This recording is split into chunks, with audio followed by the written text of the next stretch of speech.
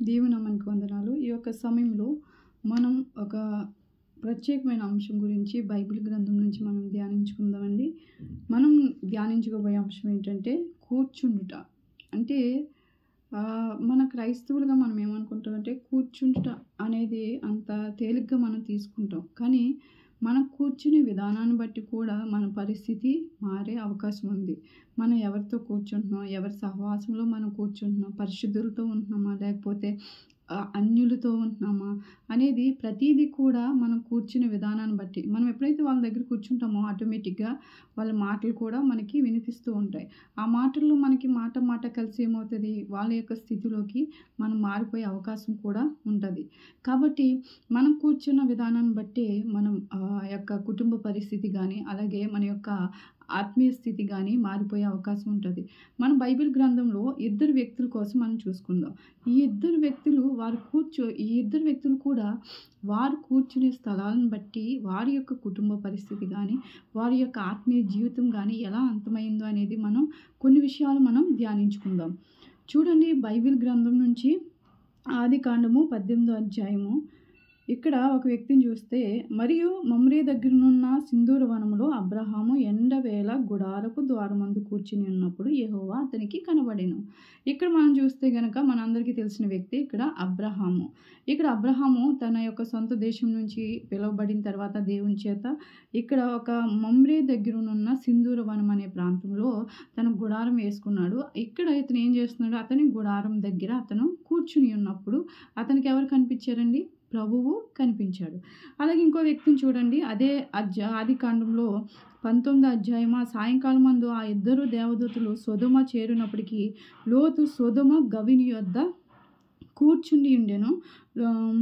లోతు వారిని చూచి వారిని ఎదుర్కొనుటకు లేచి సాష్టాంగపు నమస్కారం చేసి, నా ప్రభువులారా దయచేసి మీ దాసుని ఇంటికి వచ్చి రాత్రి వెళ్ళబుచ్చి కాలు కడుక్కొనుడి, మీరు పెందల కడ లేచి మీ త్రోవను వెళ్ళవచ్చుననెను. అందుకు వారు అలాగు కాదు, నడి వీధిలో రాత్రి వెళ్ళబుచ్చెదమని చెప్పిరి.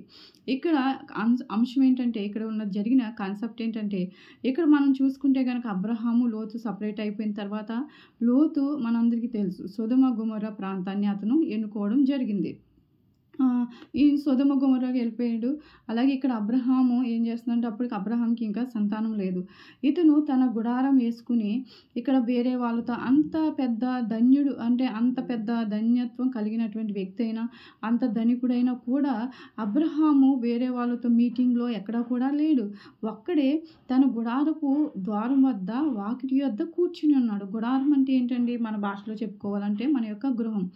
మన పెద్ద ఉన్నవాళ్ళు రిచెస్ట్ పర్సన్స్ వాళ్ళంతా ఏం చేస్తారు, వారి యొక్క గృహాల యొక్క ద్వారాల దగ్గర, అంటే ఆ గేట్ల దగ్గర పెద్ద వాచ్మెన్ వారు పెట్టుకుంటారు. ఎందుకంటే ఎవరు కూడా అన్నోన్ పర్సన్స్ అనేవారు వాళ్ళ ఇంట్లోకి వెళ్ళకుండా, అలాగే తెలియని వారు ఇంకా దొంగలు ఇంట్లోకి వాళ్ళు ఎవరు రాకుండా వాళ్ళు కాపలా కాయడానికి వాళ్ళని పెట్టుకుంటూ ఉంటారు.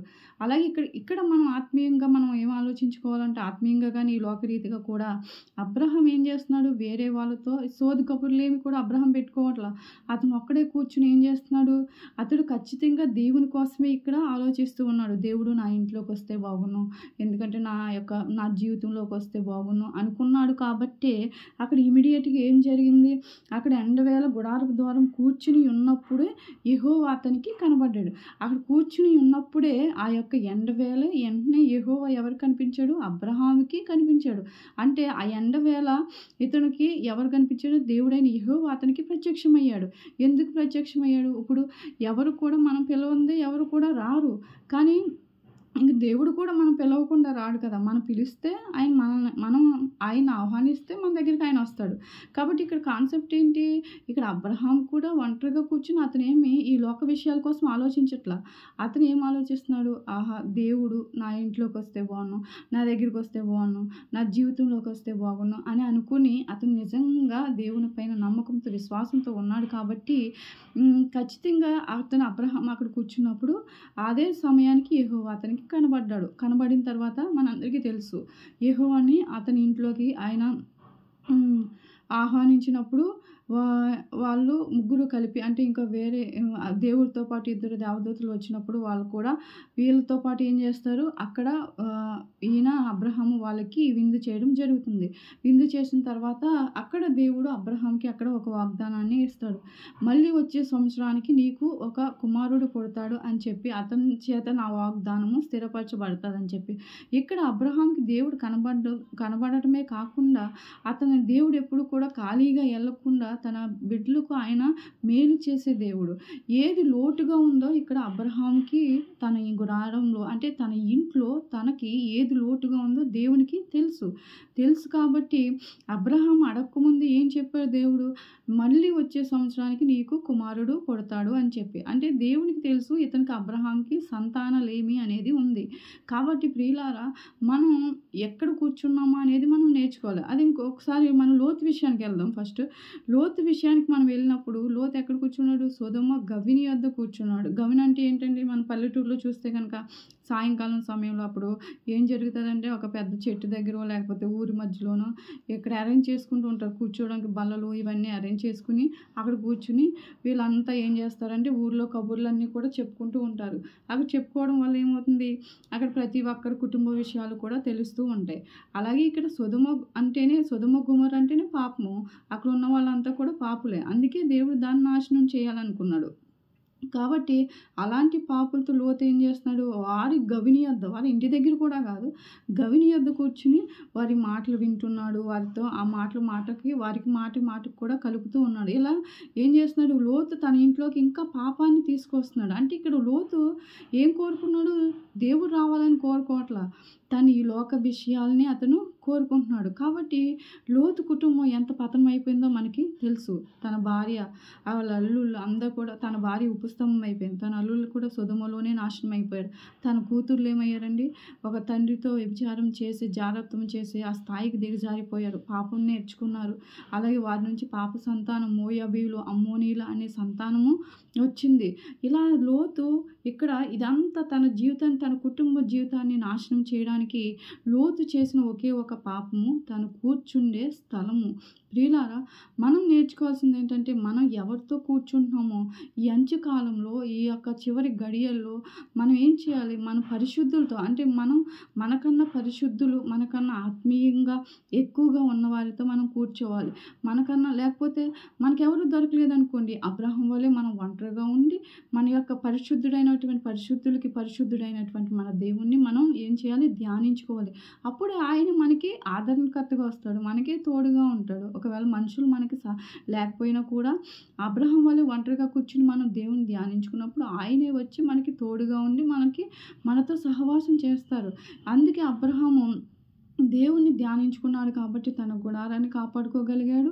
అలాగే ఒక వాగ్దాన పుత్రుడిని ఇస్సాకుని ఆయన పొందుకున్నాడు. ఇస్సాకు నుంచి అనేక వంశావళులు అభివృద్ధి చెందడానికి కారణం అయ్యింది. ఇవన్నీ ఎందుకు, వారు కూర్చునే స్థలాలను బట్టి వారి యొక్క పరిస్థితి అనేది మారింది. అలాగే మనం లోకరీతిగా చూసుకుంటే మన గుడారం అంటే ఈ యొక్క ఇంటి కోసం మాట్లాడుకున్నాం. అలాగే ఆత్మీయ స్థితిలో అంటే గుడారం అంటే ఏంటి, మన శరీరమే ఒక గుడారం. మన శరీరం అంటే మనకి మనం చూస్తే కనుక అపోస్తలులైన పౌలు కానీ పేతురు కానీ ఈ యొక్క శరీరాన్ని ఏమన్నారండి, ఈ యొక్క శరీరం అనేది ఒక గుడారం. కాబట్టి గుడారంలోకి మనం ప్రతి క్షణము కూడా ఏం వెళ్తుంది, ఏ ఆలోచన వెళ్తుంది మనకు తెలుసు. గలతీ పత్రికలు ఎన్నో ఉన్నాయి, అసూయ, ద్వేషము, కుళ్ళి, పాపము, జారత్వము, కామము, ద్వేషపు మాటలు, బూతులు, మత్సరాలు, ఇవన్నీ కూడా పాపకు సంబంధించినటువంటి ఆలోచనలు.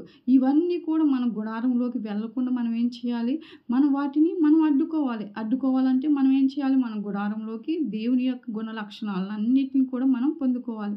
ఆయన గుణ లక్షణాలు ఏంటి, ప్రేమ, దయాళత్వం, సంతోషం, సమాధానం, ఇవన్నీ కూడా మన ప్రభువు యొక్క గుణ లక్షణాలు. ఇవన్నీ కూడా మన గుడారంలోకి మనం ఏం చేసుకోవాలి, పంపించుకోవాలి. కాబట్టి మన గుడారాన్ని నాశనం చేసేదాన్ని ఎప్పుడు కూడా మనం ఎన్నుకోకూడదు. అది లోకరీతిగా కుటుంబ వ్యవస్థ అయినా సరే, లేకపోతే మన మన లోపల దేవుడు పెట్టిన ఆత్మను కాపాడుకోవడానికి శరీరం అనే గుడారాన్ని కూడా మనం కాపలా కాసుకోవాలి. ఎప్పుడు కూడా ఈ గుడారంలోకి మనం ఎవరిని ఆహ్వానించాలంటే దేవుణ్ణి, మన ప్రభువైన యేసుక్రీస్తు వారిని మనం ఆహ్వానించినప్పుడు మన మధ్యకు, అప్పుడు మన ఈ లోకరీతిగా మన గృహంలోకి గానీ, మనలోకే గానీ, మన యొక్క ఈ శరీరం అనే గుడారంలోకే గానీ మన ప్రభువుని ఆహ్వానించామనుకోండి, మన స్థితి అనేది మన యొక్క ముందు గతి మనకి చాలా సంతోషకరంగా ముగింపు అవుతుంది ఈ లోకయాత్రలో. కాబట్టి మనం ఏం చేయాలి? అందుకే అపొస్తలుడైన పౌలు ఏమంటాడు? దేవుడు పెట్టిన ఆత్మ ఈ గుడారంలో, ఈ శరీరం అనే గుడారంలో ఉన్నంతసేపు కూడా నేను దేవుని యొక్క పని నేను చేస్తాను. ఆయన ఈ ఆత్మను తీసుకునేటప్పుడు అది ఆయన చిత్తం అని చెప్పి అపొస్తలుడైన పౌలు చెప్పడం జరుగుతుంది. కాబట్టి ప్రియులారా, మనం ఏం చేయాలంటే మనం కూర్చునే స్థలాన్ని కూడా దేవుడు మనకి ముందే చెప్పాడు. అందుకే కీర్తనాకారుడు కీర్తనలో 1వ అధ్యాయంలో ఏమంటారు? దుష్టుల ఆలోచన చొప్పున నడవక, పాపుల మార్గమున నిలువక, అపహాసకులు కూర్చుండు చోటన మనం కూర్చుండకూడదు. అపహాసకులు కూర్చుండు చోట మనం కూర్చున్నప్పుడు ఏమవుతుంది? మనం కూడా అపహాస్యం చేస్తూ ఉంటాం. జారత్వం చేసే వారితో కూర్చుంటే ఏమవుతుంది? మనం కూడా జారత్వం చేస్తాం. అబద్ధాలు ఆడే వారితో మనం ఉంటే ఏమవుతుంది? మనం కూడా అబద్ధాలు ఆడతాం. కాబట్టి ఇవన్నీ కూడా మన యొక్క గుడారాన్ని, మన యొక్క కుటుంబాన్నే గానీ, మన యొక్క ఈ శరీరం అనే గుడారాన్నే గానీ నాశనం చేసేవి. కాబట్టి మనం ప్రతీది కూడా ఈ కూర్చునేటప్పుడు కూడా మనం ఏం చేయాలండి? మనం దేవుణ్ణి అడగాలి. ప్రభువా, ఇక్కడ నేను ఈ స్థలంలో నేను కూర్చోవచ్చా అని చెప్పి ప్రతీది కూడా, ప్రతి చిన్నది కూడా మన దేవుని పర్మిషన్ అడిగి మనం ఆ పని చేయడం మంచిది. కాబట్టి ఈ యొక్క సమయంలో మీరు కూర్చునే విధానం, అంటే మీరు కూర్చునే స్థలము, ఈ యొక్క సమయంలో ఆత్మీయంగా మీరు ఎక్కడున్నారనేది ఒకసారి జ్ఞాపకం చేసుకుంటారని ఈ కొద్ది మాటలు దేవుడు జ్ఞాపకం చేసుకును గాక. ఆమేన్. Thank you.